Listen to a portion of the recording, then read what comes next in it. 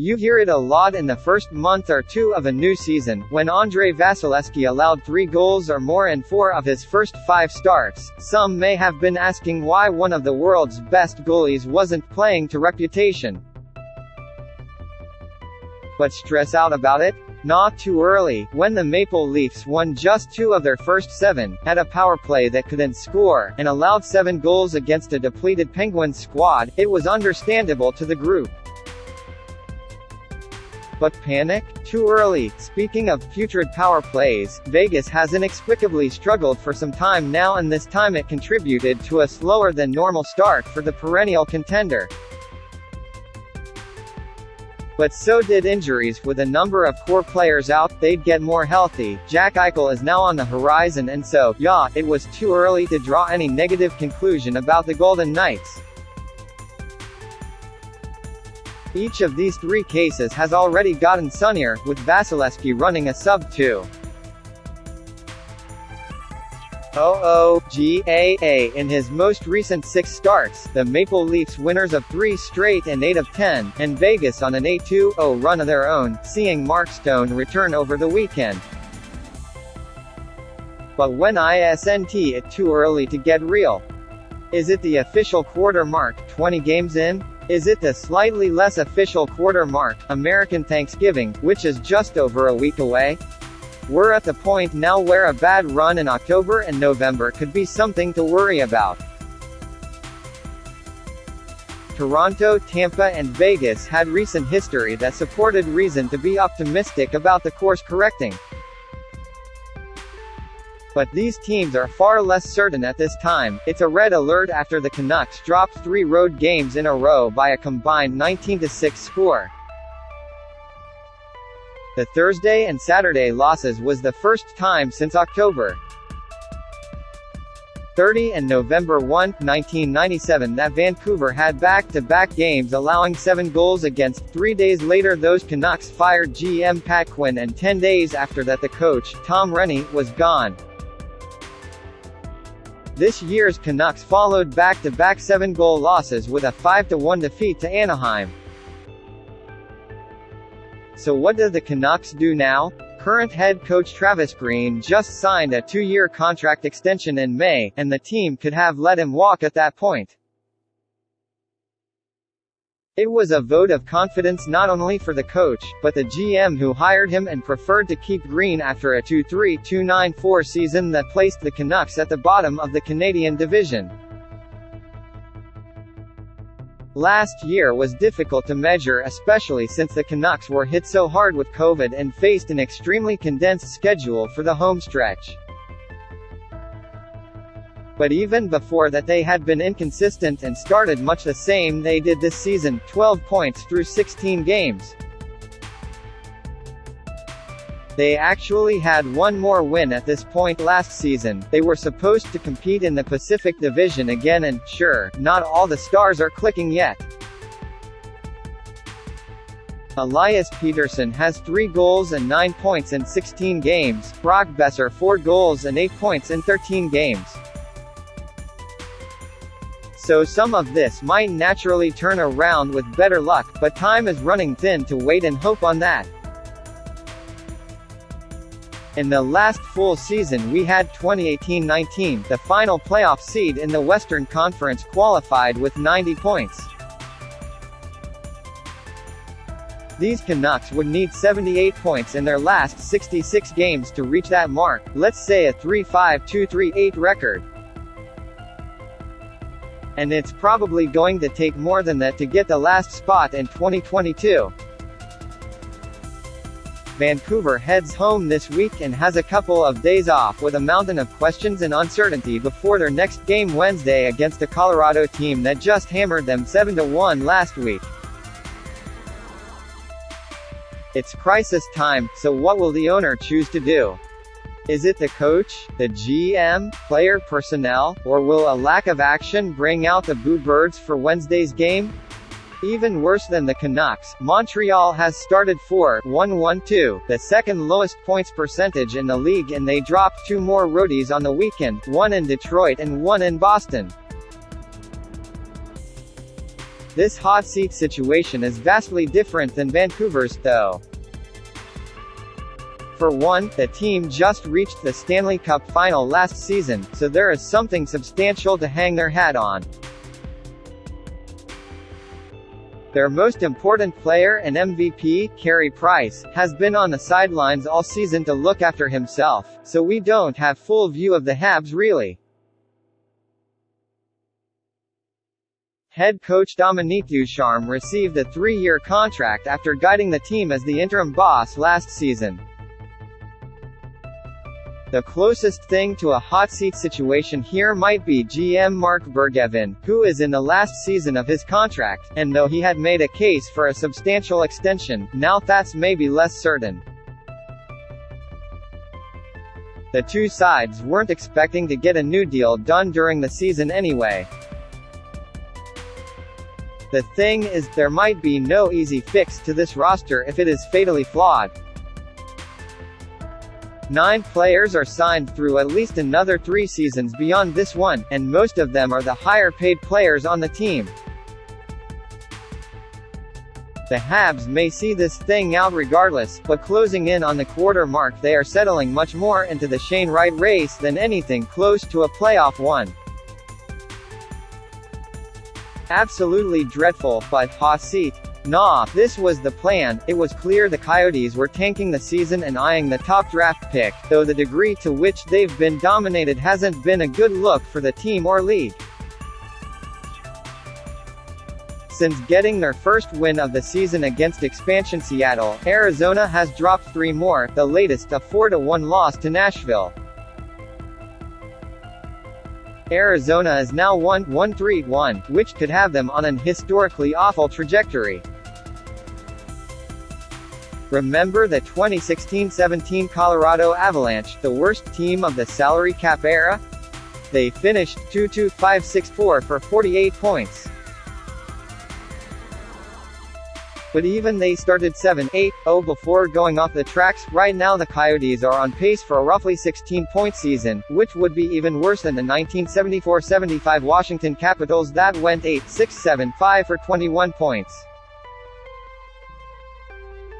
They are often cited as the worst team in NHL history, and if the Coyotes don't watch out, they could give them a run for their money.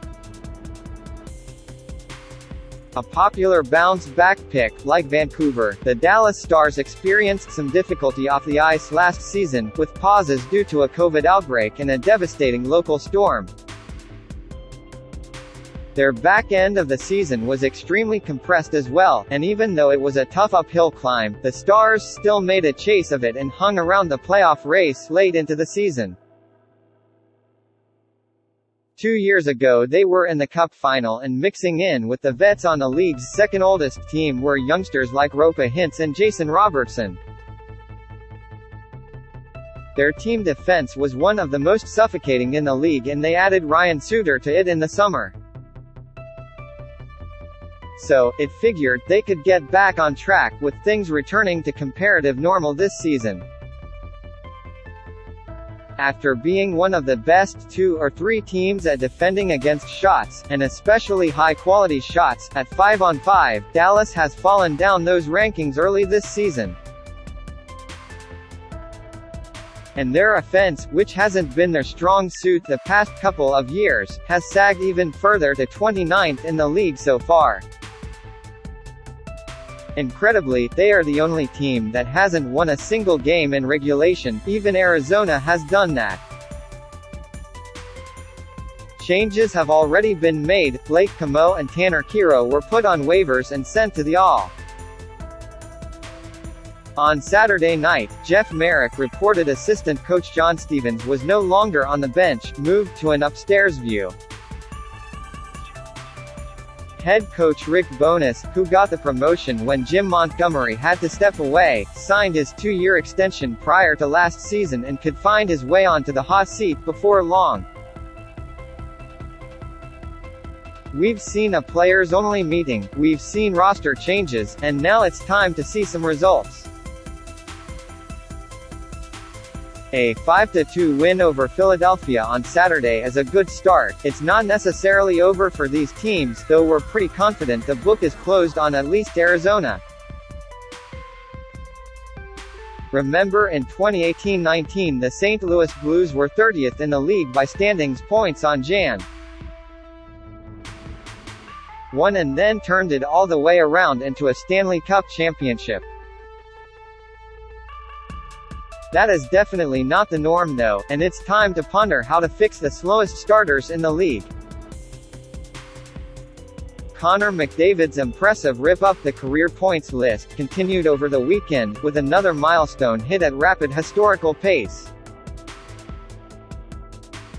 Edmonton's captain became the 6th fastest player to 600 points, hitting the mark in his 421st game Sunday night, putting him behind just Wayne Gretzky 274 games to 600 points, Mario Lemieux 323, Peter Stastny 394, Mike Bossy 400, Jari Kurri 419. McDavid beat Crosby by 9 games to the mark. McDavid is only picking up steam it seems, which is hard to believe after he crossed 100 points in only 56 games last season. McDavid has somehow improved that points per game mark so far, averaging just shy of 2 per game in 2021-22. Amazingly, that's only good for second in league scoring, as he trails teammate Leon Draisaitl by 4 points. But where Draisaitl has been kept off the scoresheet twice this season, McDavid has recorded a point in each of his first 14 games, and who's betting against him keeping that going for a while? The best point streak by an active player to start a season is Patrick Kane in 2015-16, and he got to 26 games.